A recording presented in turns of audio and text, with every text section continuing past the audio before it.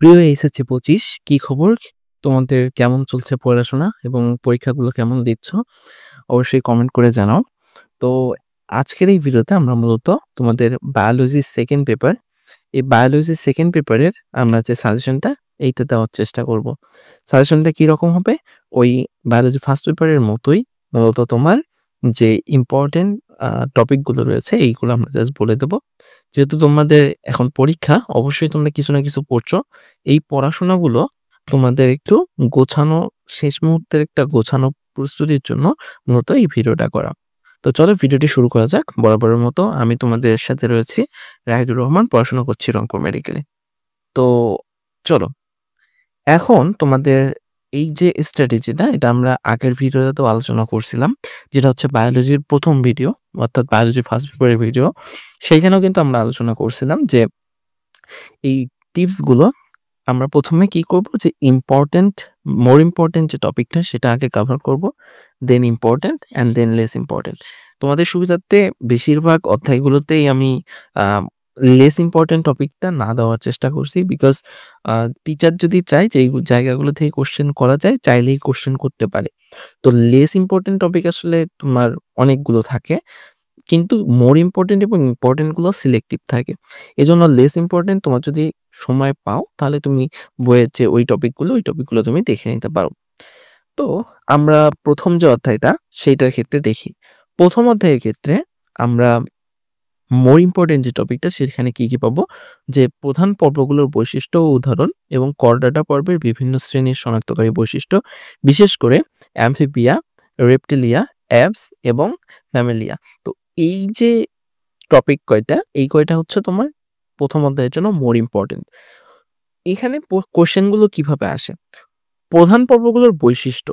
এই প্রধান পর্বগুলোর বৈশিষ্ট্য থেকে যেকোনো একটা পর্বের প্রাণী বা ২ টা পর্বের প্রাণীর কোনো চিত্র থাকতে পারে বা প্রাণীর নাম উল্লেখ থাকতে পারে। সেই প্রাণী থেকে তোমাকে বলবে যে এটা কোন যে পর্বের সদস্য।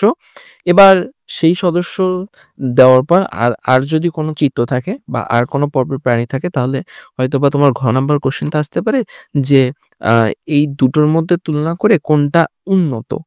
এই ধরনের কোয়েশ্চেনগুলো কিন্তু আসে। তো এই ধরনের কোয়েশ্চেনগুলো অ্যান্সার করার জন্য তোমাকে অবশ্যই বৈশিষ্ট্যগুলো জানা থাকতে হবে এবং উদাহরণগুলো জানা থাকতে হবে। কেন? যে এই উদাহরণ যেগুলো তোমার ছবি দেওয়া থাকবে বা নাম দেওয়া থাকবে সেটা কোন গোত্রের, মানে কোন পর্বের, এইটা তোমাকে বুঝতে হবে। এইজন্য তোমার বৈশিষ্ট্য এবং উদাহরণ ২ টাই একটু দেখা লাগবে। এরপর করডাটা পর্বের বিভিন্ন শ্রেণীর শনাক্তকারী বৈশিষ্ট্য, সেম কাইন্ড এর কোয়েশ্চেন এখান থেকেও হবে। এইখানে বিশেষ করে ইম্পোর্টেন্ট যেটা, এখানে তোমার যে ৪ টা শ্রেণী আছে, এই ৪ টা শ্রেণী তোমরা একটু বিশেষ গুরুত্ব দিয়ে দেখবা। এরপরে ইম্পোর্টেন্ট এর মধ্যে তুমি যদি দেখো, সেখানে পাবা সিলম ও প্রতিসাম্যতার ভিত্তিতে শ্রেণীবিন্যাস। এইটা হচ্ছে ১ম অধ্যায়ের ইম্পোর্টেন্ট। সো তোমার যদি মোর ইম্পোর্টেন্ট টপিকটা কভার হয়ে যায়, দেন তুমি ইম্পোর্টেন্টটা কভার করবা। এবার এইভাবে তোমার সবগুলো অধ্যায় শেষ করার পর যদি আরো সময় পাও, তাহলে তুমি বাকি যে টপিকগুলো ওগুলো একটু দেখে নিবা। তাহলে তোমার পরীক্ষাটা সবচেয়ে ভালো হবে। আচ্ছা, এরপরে আমরা দেখি যে ২য় অধ্যায়। তুমি জানো ২য় অধ্যায়টা অনেক বড় অধ্যায় এবং ২য় অধ্যায় থেকে আ ২ টা, একটা কোয়েশ্চেন তো অবশ্যই থাকে, ২ টা কোয়েশ্চেনও থাকতে পারে আর এর বেশি আম থাকতেও পারে, নাও থাকতে পারে, যাই হোক। কিন্তু দেখা যায় একটা কোয়েশ্চেন তো মাস্ট, ২ টা কোয়েশ্চেন থাকতে পারে। এখান থেকে যে কোয়েশ্চেনগুলো আসে সেটা হচ্ছে হাইড্রা টপিকটা থেকে। হাইড্রা টপিকের মোর ইম্পোর্টেন্ট এর মধ্যে তুমি দেখবা যে হাইড্রা শনাক্তকারী বৈশিষ্ট্য, গঠন, আদর্শ নিউরোসাইটের গঠন, খাদ্য গ্রহণ ও পরিপাক, জনন এবং পুনরুৎপত্তি, এই টপিকগুলা। আর ইম্পোর্টেন্ট এর মধ্যে তুমি দেখবা চলন। চলনের মধ্যে ২ টা খুব ইম্পোর্টেন্ট, যে ২ টা থেকে বেশিরভাগ কোয়েশ্চেন গুলো আসে। এটা হচ্ছে লুপিং আর সমারসলিং। তো এই যে ২ টা চলনের প্রক্রিয়া, এই ২ টা কিন্তু খুবই গুরুত্বপূর্ণ। বাকিগুলোও গুরুত্বপূর্ণ এমসিকিউ এর জন্য। এরপর যেটা আছে সেটা হচ্ছে মিথজীবিতা এবং শ্রম বন্টন। তো এগুলো থেকে শ্রম বন্টন থেকে খুব বেশি কোয়েশ্চেন আসে না। মিথজীবিতা থেকে খুব বেশি কোয়েশ্চেন আসে না। কিন্তু মাঝে, মাঝেই আসতে দেখা যায়। এজন্য এই টপিক কয়টা তোমাকে পড়তে হবে। এরপর আছে ঘাসফড়িং। ঘাসফড়িং এর ক্ষেত্রে তোমার মোর ইম্পোর্টেন্ট টপিকের মধ্যে রয়েছে পরিপাক, রক্ত সংবহন প্রক্রিয়া, হৃদযন্ত্র অর্থাৎ হৃদযন্ত্রের গঠনটা, তারপরে রক্ত কিভাবে সংবহন হয় সেটা, শ্বসনতন্ত্র এবং ওমাটিডিয়ামের গঠন। এই ওমাটিডিয়ামের গঠন যে চিত্রটা আছে সেই চিত্রটা তোমাকে জানতে হবে, দর্শন কৌশল এবং রূপান্তর। এরপর আছে কি, যে ইম্পোর্টেন্ট যে টপিক, ইম্পোর্টেন্ট টপিকের মধ্যে কি, কি রয়েছে? সংবেদী অঙ্গ, এটা তোমার এমসিকিউ এর জন্যও কাজে দেবে। এরপর প্রজননতন্ত্র এবং রেচনতন্ত্র। রুই মাছের ক্ষেত্রে যদি তুমি দেখো, রুই মাছের ক্ষেত্রে মোর ইম্পোর্টেন্ট টপিকের মধ্যে রয়েছে হৃৎপিণ্ডের গঠন, অর্থাৎ রুই মাছের যে হৃৎপিণ্ডটা সেটার গঠনটা এবং হৃৎপিণ্ডের মাধ্যমে কিভাবে রক্তটা সংবহন হয় সেইটা থাকে। ফুলকার গঠন এবং বায়ুথলির গঠন, বায়ুথলির কাজও গুরুত্বপূর্ণ। কেননা বায়ুথলির ক্ষেত্রে আ এখান থেকে কিন্তু সবচেয়ে বেশি কোয়েশ্চেন হয়। দেখবা তুমি বায়ুথলির গঠন এবং কাজ এইখান থেকে কোয়েশ্চেনটা হয়। আর ইম্পোর্টেন্ট এর মধ্যে তুমি আইস দেখতে পারো। আইস থেকে খুব বেশি কোয়েশ্চেন আসে না। বাহ্যিক গঠন ও সংরক্ষণ, রুই মাছের সংরক্ষণ এখান থেকে কিন্তু কোয়েশ্চেন আসে। তো এটা তোমার লেখার উপর একবার জাস্ট পড়ে নিবা। আগের তো একটু পড়া আছেই, আরেকবার দেখে নিলেই আশা করি তুমি অ্যান্সার করতে পারবে। এরপর হচ্ছে ৩য় অধ্যায়। ৩য় অধ্যায়ে যদি আমরা দেখি তাহলে এখানে দেখতে পাবো তোমার মোর ইম্পোর্টেন্ট টপিকের মধ্যে রয়েছে যে মুখবিবর, পাকস্থলী ও ক্ষুদ্রান্তে খাদ্য পরিপাক। এখানে এই যে ৩ টা জায়গা মুখবিবরে খাদ্য পরিপাক, পাকস্থলীতে খাদ্য পরিপাক এবং ক্ষুদ্রান্তে খাদ্য পরিপাক। এই ৩ টে জায়গা থেকে বেশি কোয়েশ্চেন গুলো আসে। তো ওইখানে যে তোমার ছোট, ছোট বিক্রিয়ার মতো করে যে অংশগুলো আছে ওইগুলো একটু তুমি লেখার সময় যদি ইনক্লুড করতে পারো, শুধু লেখা না, লেখার মাঝে বিক্রিয়ার মতো করে যদি একটু ইনক্লুড করে দিতে পারো তাহলে কিন্তু তোমার প্রেজেন্টেশনটা সবচেয়ে ভালো হবে। এরপরে আছে কি যে যকৃতের সঞ্চয়ী ও বিপাকীয় ভূমিকা এবং অগ্ন্যাশয়। এইখান থেকে কোয়েশ্চেন গুলো আসে। ইম্পোর্টেন্ট টপিকের মধ্যে রয়েছে যে পরিপাকে হরমোন এবং স্নায়ুতন্ত্রের ভূমিকা, স্থূলতা, বিএমআই। খুব বেশি কোয়েশ্চেন আসে তা না, বাট মাঝে, মাঝে আসে। এইজন্য মোর ইম্পোর্টেন্ট টপিক কভার হলে তুমি ইম্পোর্টেন্ট টপিকটা দেখে নিবা। এর পরবর্তীতে যেটা আছে সেটা হচ্ছে ৪র্থ অধ্যায়। ৪র্থ অধ্যায়ের ক্ষেত্রে যদি আমরা একটু দেখি তাহলে এখানে মোর ইম্পোর্টেন্ট টপিকের মধ্যে রয়েছে শ্বেত রক্তকণিকা। শ্বেত রক্তকণিকার কাজ, প্রকারভেদগুলো দেখবা।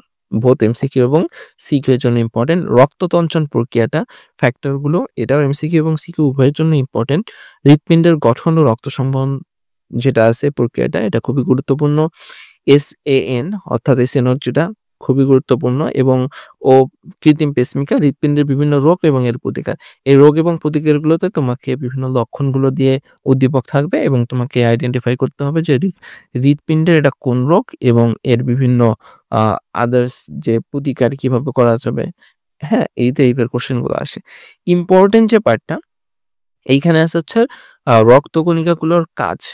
হ্যাঁ? এখানে তোমার এখান থেকে বেশিরভাগ এমসিকিউ কোয়েশ্চেন গুলো আসে, সিকিউ আসে। এরপর হচ্ছে মায়োজেনিক নিয়ন্ত্রণ এবং ব্যারোরেসেপ্টরের ভূমিকা। তো এইটা কিন্তু তোমার জন্য গুরুত্বপূর্ণ এবং যেটা আগের প্রসেসই যে তোমার মোর ইম্পোর্টেন্ট হবে, তারপর তুমি ইম্পোর্টেন্ট এ চলে আসবা। এরপরে আছে ৫ম অধ্যায়। ৫ম অধ্যায়ের ক্ষেত্রে তোমার মোর ইম্পোর্টেন্ট এর মধ্যে আমরা যেটা রাখছি সেটা হচ্ছে ফুসফুস এবং অ্যালভিওলাসের গঠন ও কাজ। গঠনটা সিকিউ এর জন্য ইম্পোর্টেন্ট, কাজটা সিকিউ এর জন্য আসে এবং এমসিকিউ এর জন্য বেশি আসে। এরপর হচ্ছে প্রশ্বাস ও নিঃশ্বাস কার্যক্রম এবং অক্সিজেন ও কার্বন ডাই অক্সাইড পরিবহন। ইম্পোর্টেন্ট এর মধ্যে যেটা আছে সেটা হচ্ছে শ্বসনের শ্বাসরঞ্জকের ভূমিকা, সাইনোসাইটিস, আ ওটাইটিস মিডিয়া, ধূমপানজনিত শ্বসন জটিলতা, বিশেষ করে এমফাইসেমা, ব্রঙ্কাইটিস এবং ফাইব্রোসিস। যদি তুমি এইগুলো দেখো মোটামুটি তোমার প্রিপারেশনটা ভালো হবে। এরপরে তুমি যদি আরো পারো দেখতে পারো, সমস্যা নেই। এরপর যেটা রয়েছে ৭ম অধ্যায়। ৭ম অধ্যায়ে আমরা যদি মোর ইম্পোর্টেন্ট টপিকের মধ্যে দেখি, এখানে আমরা পাবো আদর্শ কশেরুকার গঠন, অস্থি ও তরুণাস্থির গঠন ও কাজ এবং অস্থি সঞ্চালনে পেশির ভূমিকা। তো এইখান থেকে এই টাইপের কোয়েশ্চেন গুলো বেশি আসে। আর ইম্পোর্টেন্ট টপিকের মধ্যে হ্যাবাসিয়ান তন্ত্র, ঐচ্ছিক, অনৈচ্ছিক এবং হৃদপেশি।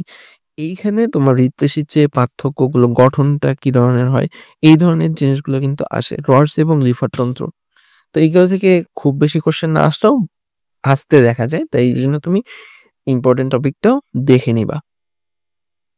এর পরবর্তীতে লাস্ট অধ্যায় যেটা, সেটা হচ্ছে তোমার একাদশ অধ্যায়। এখানে মোর ইম্পোর্টেন্ট কি যে ১ম এবং ২য় সূত্রের ব্যতিক্রমসমূহ। প্রত্যেকটা ব্যতিক্রমই ইম্পোর্টেন্ট এবং এটা এমন একটা অধ্যায় তুমি চাইলেই লিখতে পারবা না, তোমার যদি জানা না থাকে।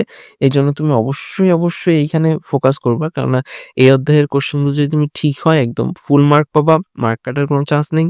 এজন্য যে ১ম এবং ২য় সূত্রের ব্যতিক্রম যেটা থেকে বেশিরভাগ কোয়েশ্চেনগুলোই আসে তুমি দেখবা। এরপর আছে সেক্স লিঙ্ক ডিসঅর্ডার যেটা, বিশেষ করে লাল সবুজ যে বর্ণান্ধতা এবং হিমোফিলিয়া যেটা আছে এটা দেখবা। এবিও ব্লাড গ্রুপ, ল্যামার্কবার্গ এবং ডারউইনবার্গ।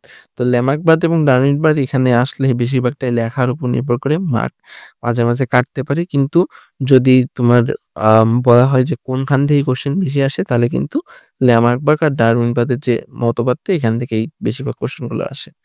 ইম্পোর্টেন্ট টপিকের মধ্যে ১ম আর ২য় সূত্রটা, শুধু সূত্রটা নরমাল সূত্র, এটা ইম্পোর্টেন্ট। এখান থেকে কোয়েশ্চেন খুব বেশি আসে না বলতে যে বেশিরভাগ ক্ষেত্রেই ব্যতিক্রমগুলো আসে। কিন্তু আসলে কিন্তু আ যদি না আসে তাহলে ১ম ও ২য় সূত্র থেকে কোয়েশ্চেন আসতে পারে।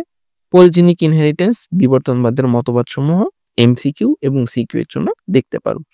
তো এইভাবে তুমি যদি প্রিপারেশনটা নাও তোমার প্রিপারেশনটা অনেক গোছানো হবে এবং অনেকের চেয়েই তুমি এগিয়ে থাকবা। যারা মনে করো প্রচুর পড়তেছে কিন্তু আল্টিমেটলি তোমার পরীক্ষায় যেটা থাকবে তোমাকে কিন্তু সেটাই পড়তে হবে। তো থ্যাংকস ফর ওয়াচিং। ভিডিওটা কেমন লাগলো আসলে সেটা বলব না। কারণ এখন তোমাদের আ প্রচুর একটা ব্যস্ততার মতো সময় যাচ্ছে। তোমরা ভালোভাবে প্রিপারেশনটা নাও এবং ভালোভাবে পরীক্ষা দাও। তোমরা ভালো রেজাল্ট করো যেটা তোমরা চাচ্ছ এবং পরবর্তীতে ভালো জায়গায় অ্যাডমিশনে ভালো জায়গায় যাও। তো সবার জন্য দোয়া ও শুভকামনা। ধন্যবাদ সবাইকে।